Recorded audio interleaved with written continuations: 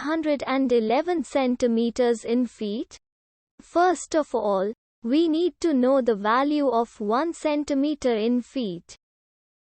It's always 1 centimeter equals 0.03280839895 feet.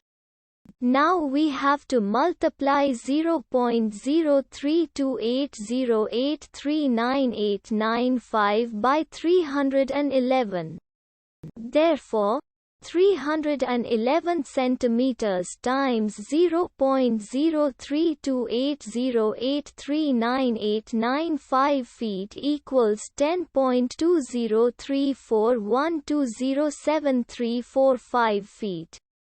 So, in other words, 311 centimeters equals 10.2034120734 feet. We hope you have enjoyed this video. Please like and subscribe to our channel for more videos like this.